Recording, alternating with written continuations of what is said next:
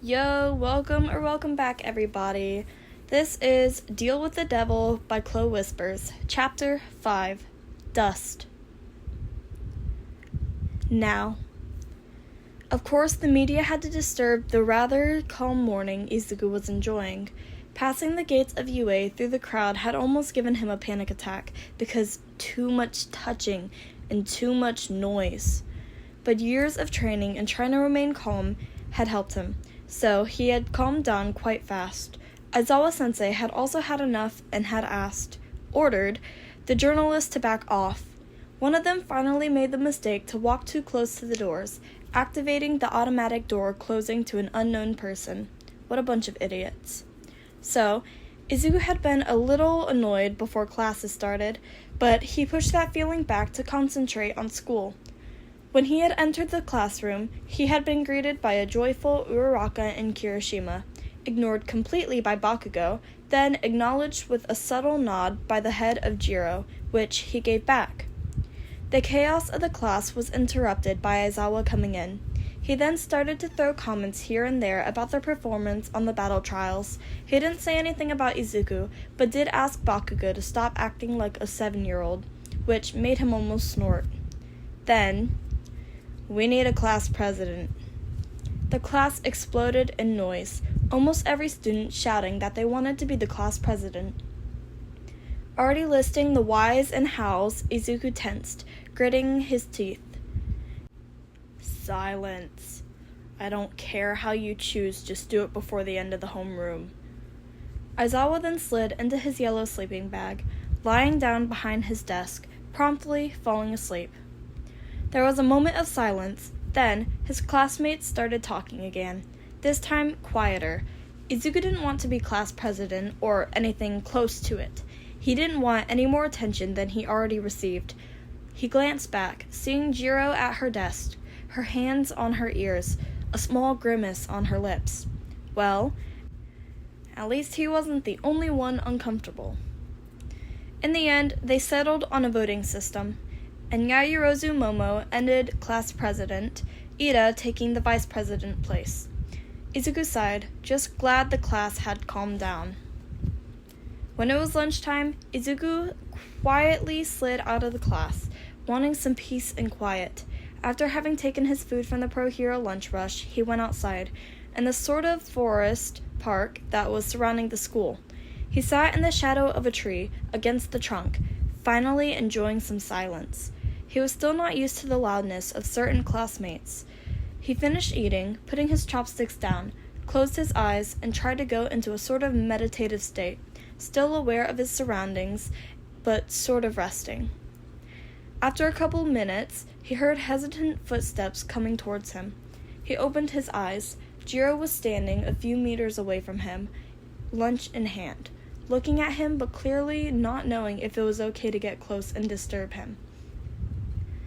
Izuku met her gaze, nodded, and smiled, gesturing for her to come over. The look of relief on her face was noticeable, even through the distance. She sat next to him, the first thing she said being, "I was looking for some quiet. The cafeteria is too loud." "Same here." They sat in silence for a while, Jiro finishing her rice, Izuku lost in thoughts. "What's your quirk?" Izuku froze. "I'm quirkless." Silence. "Oh, damn. Didn't you take down that 0-pointer? Badass." Then, Jiro continued eating. Izuku couldn't quite believe it. Was that it? No mockery, no disgust, no withdrawing, just acknowledgement and moving on? Like, it was just a random fact about him? Like it wasn't defining his worth? "Calm down, Greenie. I don't care about that. My quirk isn't super flashy and heroic, you know. The quirk doesn't make the hero, and the lack of quirk clearly doesn't mean you're weak." Izuku glanced at her, and she was looking at him, dark eyes and uneven purple bangs. She tilted her head, a small smile, a smirk, on her lips. "Thanks." His voice was even, quiet, – even if he didn't feel that at all. "Welcome." Izuku nodded, and then, "Thanks." His voice was even, quiet, – even if he didn't feel that at all. "Welcome." Izuku nodded, and then, "Welcome." His voice was even, quiet, – even if he didn't feel that at all. "Welcome." Did you just call me Greenie? Yep. Okay. Both were startled by the sound of an alarm. Far away, Izuku was on his feet in a second, hands clenching on empty air, but would have closed around the handle of some knives if he had some. Jiro got up as well. Wait. She tilted her head, like an animal listening to noise, her earphone jacks moving in the air. It's a false alarm, the media or something. Izuku frowned. Something was wrong. The media wouldn't enter that easily into the campus. They had been under close watch since that morning. Izuku, out of habit, started to look around him, and there. Jiro, down. Immediately, both of them flattened on the ground. Izuku had a hand on Jiro's back, having taken her down with him. Her reaction time too slow for him. Look. Almost at the other side of the campus, there was a figure walking through the UA barrier, arm straight in front of him, palm facing the now non-existent wall. Izuku squinted his eyes, trying to understand exactly what he was seeing. Next to him, Jiro murmured a curse. Can you hear something? He's talking about how easy it is to enter the campus. Izuku raised an eyebrow. That was rather quickly of him. They stayed still, watching the man. Soon, he disappeared inside the building. They stayed a couple seconds more on the ground, then Izuku got up, helping Jiro on her feet. We have to tell a teacher. Izuku hesitated, his eyes on the hole in the wall. He turned to Jiro, who was observing him. Can you go search for Aizawa? I want to look at the opening. He saw her hesitate, so he added, I don't think the intruder's stupid enough to get out from where he got in. I'll be careful. Jiro accepted his explanation. All right, see you. Then she darted away towards the school, going for the teacher's lounge. Izuku turned away, walking at a fast pace to the wall. As he approached, a smell of decay, attacked his nose as he started to breathe with his mouth. He quickly came to a stop. The wall was still disintegrating, slowly becoming dust, falling into the ground. A disintegration quirk. Those were quite powerful. He knelt down, taking a little bit of dust in his hand. It was soft, and the particles were so small and soft, grayish. He looked back at the wall. It had stopped decaying completely. He stood up and looked around, letting the dust in his hands go freely, floating slowly in the air. Midoriya! Izuku blinked and turned towards the voice shouting his name. Aizawa was walking fast towards him. Eyebrows frowned. Jiro wasn't with him, but he supposed she went back to class. Before Aizawa could say anything, Izuku spoke. A young man with pale blue hair, most likely a sort of disintegration quirk, probably activated by touch. His teacher blinked, then looked at the wall, back at Izuku, then sighed. You did well to call for a teacher, although I would have appreciated it if you had gone with Jiro. Go back to class, problem child. Izuku didn't move. He's already out, isn't he? Aizawa was looking at him straight in the eyes, but it wasn't the most menacing glare Izuku ever endured. Yes, there's no intruder in the school. Izuku nodded. As he walked back to class, he wondered who that guy might be, and what he wanted. He could have probably destroyed a good part of the buildings if he wanted, if hurting heroes had been his goal. But it hadn't been. He had wanted to get in. He had needed something from the school, and had most likely obtained it, then had got out, unarmed. He would have been totally undetected if not for Izuku and Jiro. Izuku put his hands in his pockets. He'd have to ask Chizame. The rest of the day went calmly, and Izuku let himself relax, putting the events of lunchtime away in his head to think about later. Izuku walked away from the school, already thinking about his sparring session with Chizame, but also knowing the guy was busy lately. Maybe he'll go straight home, hoping his mom wasn't there. Hey, Greenie. Izuku slowed, turning his head. watching Jiro walking towards him. Going to the train station? Izuku nodded. You two, I suppose? Yeah, walk together? They didn't talk about what happened during lunch. Izuku was alright with it. At some point, Jiro was humming the melody of a random song, and Izuku let himself listen to it. It was nice. Walking with a friend. They went their separate way, each having to take a different train. Izuku went home, telling himself he would ask Chizame about the guy with the disintegration quirk the day after, or even during the weekend, maybe. Then. But I want to go with you! And I'm telling you, no. It's too dangerous. But I know how to fight! You can maybe win a fight on school grounds. This is different, kid. Izuku frowned. Stain was going on a sort of patrol, and Izuku wanted to go with him. He was fast now, good to follow Stain pretty close during parkour, and could at least last 2 minutes in a fight against him. He could handle patrol. Kid, in a year or two, maybe, but I'm not putting you in an eventual real street fight between villains. You won't stand a chance. Izuku looked up at Stain with pleading eyes. The man sighed, bringing his hand to his face. I'll be small and fast and discreet. You know I can be. I'll stay out of trouble, I promise. And after a few seconds of glaring into each other's eyes, Stain groaned, and Izuku smiled, knowing he won. All right. You do what I say, or you won't go on patrol with me for another year. Understand? Izuku nodded and went to grab his gear, which was for now only 2 daggers and 2 throwing knives. He was wearing comfortable but sturdy black clothes and wearing a black mask that was hiding the bottom of his face. Stain was in his usual villain costume. The man was still grumbling under his breath, but Izuku knew he wasn't actually angry with the situation. So, they set off, first moving on the empty and dark streets. Then, apparently, Stain decided to go on the upper ground and started climbing the side of a building, quickly followed by Izuku.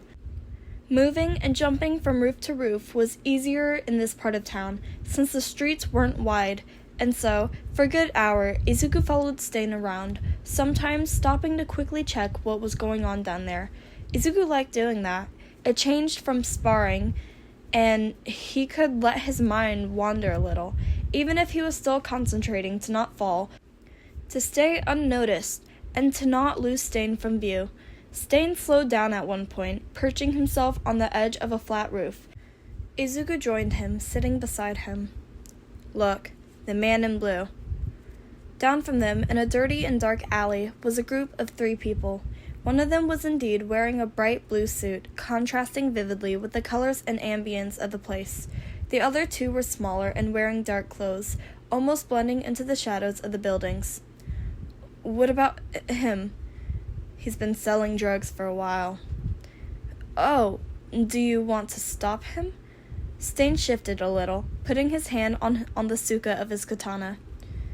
Not my job.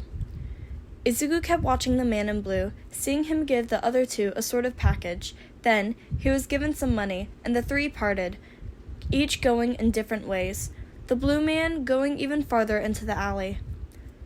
We could stop him, call the police, and leave before they arrive. Like I said, not my job. Izuku frowned and turned towards Stain, who was watching him, an amused glint in his eyes. Why did we stop then? Izuku shrugged. Wanted to rest my legs. Well, that was some bullshit, because he never did breaks when patrolling, only resting when he was back at the barn. Stain didn't do a thing without it having any precise purpose. Izuku blinked, then glared at the hero killer. Damn him. Without another word, Izuku took off, running, then jumping across the roof that was on their left. Slowing down a little, he stole a glance down the street, and quickly trying to find the man in blue, and thanks to his ridiculous suit, it wasn't complicated. Izuku went down a fire escape, careful to stay silent, and arrived down the street. He walked, flat on the wall, then peeked around the corner, and there he was, the man in the blue suit. He had stopped moving, currently lighting a cigarette. Why did Stain choose this guy? It seemed too easy, so it was meant that it wasn't. What was the guy's quirk? Izuku stayed still, observing the man, catching his breath silently. Stain wanted to teach him something, and, like usual, it was Izuku's job to understand the lesson. He took one of his daggers in his right hand, still waiting, watching the blue man like a hawk. Now that he really was watching, it wasn't only the suit that was blue, but everything about him, except his skin, which was rather pale. Even his cigarette was blue. A color-changing quirk? Not really harmful, but maybe it's a second effect of the actual quirk. Blue Man was now on his phone texting something, then threw his half-smoked cigarette on the ground, put his phone, blue as well, back in his pocket. Then he started walking towards where Izuku was. Well, now or never. He got out, charging towards the blue man, dagger in hand. Chizame hadn't thought the kid would actually go for it. Sure, the kid was restless and reckless, but he was almost sure he wouldn't. But then again, he proved him wrong, glaring at him and then jumping roofs, quickly catching up to the drug dealer. Chizame sighed, following Izuku, but he was also curious in how he would deal with the situation. The dealer wasn't dangerous, only having a color-changing quirk, which he thought the kid would easily identify with no problem, but he was still a villain. The hero's trying to catch him for a good 4 months now. He still wanted to see how the kid would fight someone else than him. The guy's villain name was Blue Stains, which wasn't original at all. Izuku was starting to get good at hand-to-hand combat and starting to get the hang of sword fighting. But after 2 years of everyday sparring lessons, the kid was starting to know him and his moves. He'd soon needed other sparring partners to really advance, but Chizame knew he couldn't really give him that. If the kid went to UA, that's where he'll get different teachers and fighting experiences. In the end, Chizame was only teaching him the basics. He glanced down, seeing the man in blue smoking a cig, and the kid was just around the corner watching him. He was doing good, not just charging stupidly head first. Oh, well, he's taking that back. But he guessed Izuku was counting on the element of surprise. After all, it wasn't every day that a small feral child was coming at you with a dagger. Chizame himself wasn't used to it even after 2 years. He watched the blue man dodge, and then Izuku stayed close, endlessly kicking and stabbing. Izuku was missing a couple of hits, and his daggers wouldn't actually do real damage since the blades were pretty dull. But still, the blue man kept taking hits, screaming at the kid to just fuck off. It was quite funny scene to watch, and Chizame was ready to sit comfortably to observe, until the man took out a gun out of inside of his suit. Chizame froze. Izuku backed off, sprinting behind a huge trash bin. Chizame jumped down. Izuku was certain of 2 things. First, he was probably gonna die. Second, he was going to hear a gunshot for the first time. None of those things happened. He heard a heavy sound, a shout, a crunching sound, and silence. Izuku stood up again and got out of his hiding place. Stain was above Blue Man, who was laying on the ground, looking very much unconscious, his gun laying away from him. "You okay, kid?" Izuku blinked at Stain, then back at the blue man. He nodded, his lips pressed tightly against each other. Stain signed, then moved to search the man. Finding his phone, he gave it to Izuku. "Call the cops, then join me on the roof." Izuku did so, not saying his own name, only naming the location and describing the victim, then threw the phone back at the blue man. He then walked back to the fire escape, climbed it up. Finding Stain sitting in the middle of the roof, Izuku sat down, or crumbled down, next to him. "I didn't know he had a gun, and if I had known, I wouldn't have let you go after him." Izuku opened his mouth, ready to argue, but with one glare at the man, he closed it. Learn something from that, alright? Never go unprepared. Always know your enemy. Be prepared for every possibility that could happen. Never underestimate your opponent. Got it? Izuku nodded. Now let's go, before the police and heroes arrive. They took off again, heading towards the barn, and after a couple of minutes, Izuku asked, Will you teach me how to shoot with a gun? For fuck's sake, kid. Oh my god, finally, I'm done. That was chapter 5. Oh my gosh. I hope you guys enjoyed that.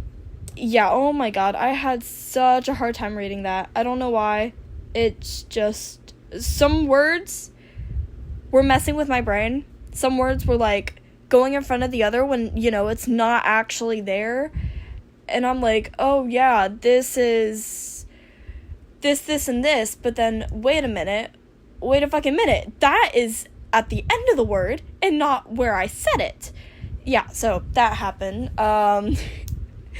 And I had to redo that. So, I hope you guys enjoyed, and I will try and post another video soon. Goodbye.